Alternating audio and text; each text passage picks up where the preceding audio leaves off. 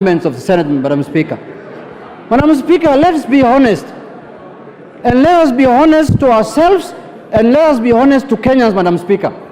Madam Speaker, some of these counties that you are seeing in this country have seen $1 billion shillings for the first time in their lives after devolution, Madam Speaker. We shall not be used as a house to kill devolution, Madam Speaker. We must stand up because that is the only way we are going to save devolution, Madam Speaker. Madam Speaker, as you are aware, the Senate has only asked for an increment. They have never said we remove the money from NGCDF. They never said we remove from fuel levy. They never said, Madam Speaker. There are devolved functions that are being held here in Nairobi, like the health functions, like agriculture functions. Why are you keeping those monies in Nairobi here? Why don't you send those monies to the counties, Madam Speaker? That is why we have people eating now fertilizer money in this country, Madam Speaker. Why can't you send those monies to the counties? Madam Speaker, what I am saying, if Osoro might want to know what I am saying, is that we must send more money to the counties. If you want to deal with corruption at the counties, deal with corruption. Jail governors, jail chief officers, and all kind of people. But you cannot deny the people of Kenya who live in counties money in the pretext of corruption, Madam Speaker. There is more corruption in national government than in the counties, and nobody speaks about it, Madam Speaker. 90% of our resources remain in the national government. It doesn't remain in the counties. We are devolving less than 15% to counties, and we magnify the corruption there as though that is the only money that is in Kenya, Madam Speaker. Monies are in Nairobi. Monies are in ministries. Monies are in PSS and ministers here. That is why we are dealing with issues of fertilizer today, Madam Speaker. Madam Speaker, I want to urge this House. Let us not be used as a house to kill devolution.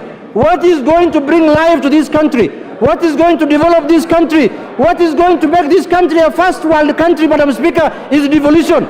That is how Germany developed, that is how France developed, and that is how all democracies developed, Madam Speaker. Madam Speaker, I want to say this.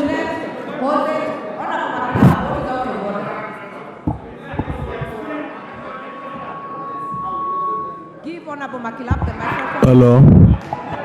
Madam Speaker, Madam Speaker, let me conclude by saying that you cannot add 6 billion shillings. Honorable Junet, take your seat.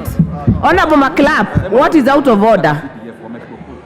And let's get the IT department work on the sound.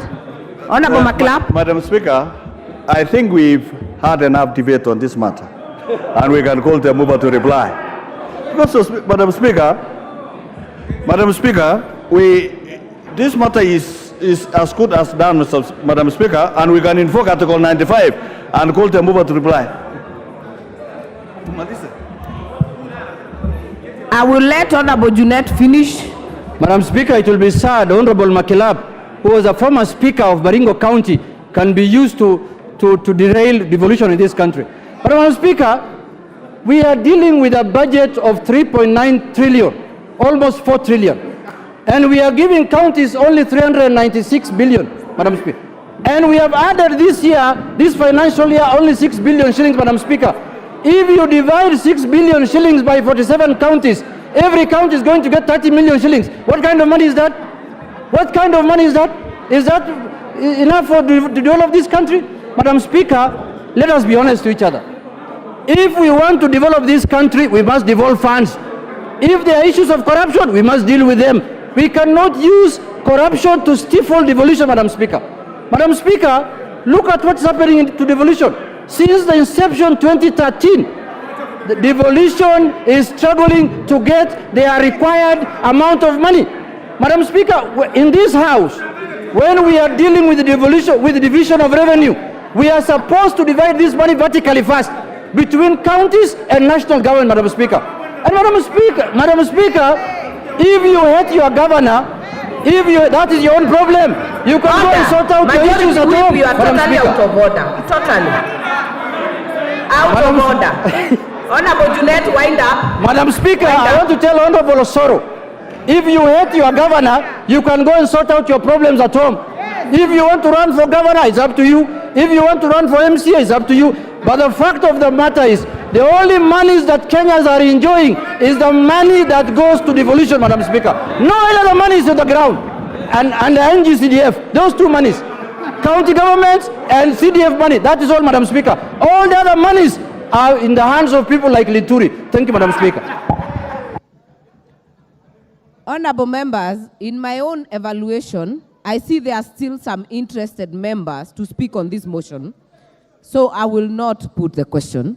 I will give 2 people from my right, and I will give another 2 on my left. If there is more, we will continue for a while. Honorable Mukunji, you have the floor. Thank you, Honorable Speaker. Let me start by saying I rise to reject in totality, Honorable Speaker, the Division of Revenue Bill as it has come from Senate. Honorable Speaker, I want to first correct Honorable Member Junet that in his constituency he doesn't have to do work for him to be elected. He just have to say the name of a person I don't want to mention. Honorable Speaker, the Constitution of Kenya says that you only have by constitution to give 15% of the revenue to the county government, Honorable Speaker. This year, Honorable Speaker, we have actually added from last year from 375 billion to 391 billion, Honorable Speaker, to the county governments. Honorable Speaker, many people will agree with me that the money that goes to the county is invisible compared to any other resources that come through GAF, NGCDF, and Honorable Speaker, money that is actually appropriated through KERA, Honorable Speaker. And it is unfair to continue adding these monies without seeing results, Honorable Speaker. I want to say that, Honorable Speaker, we need to actually encourage conditional grants to county governments more than giving them a budget line that is going, Honorable Speaker, to be going to their pockets and actually to salaries and remuneration and entertainment for our governors, Honorable Speaker. Honorable Speaker, we actually need to empower NGCDF and other funds, Honorable Speaker. Yes. Because, Honorable Speaker, what we have done in this country in the name of devolution is created semi-gods and people who actually enrich themselves without the thought of our people that require resources and work to be done. Honorable Speaker, while we are discussing this, it is important for this House to critically think about empowering our county assemblies. These are people who have actually been given few coins, and we need to actually ensure word fund and their own autonomy is maintained, so that, Honorable Speaker, we don't create people who can run away with the whole budget and without even thinking twice, Honorable Speaker, they can only be sought after they have done with their term. Honorable Speaker, I was reading the paper yesterday and I saw a whole page full of faces of former governors in very unscrupulous way, Honorable Speaker, having acquired monies and they are under investigations. It is critical for this House to think of how and what works is what is supposed to be empowered. What doesn't work, Honorable Speaker, is not supposed to be empowered. Honorable Speaker, as the chairman of Kenya Young Parliamentarians, I want to reject in totality the bill, and we need to go to mediation so that we can give governors what is supposed to be given to them. Honorable Speaker, I reject. Thank you.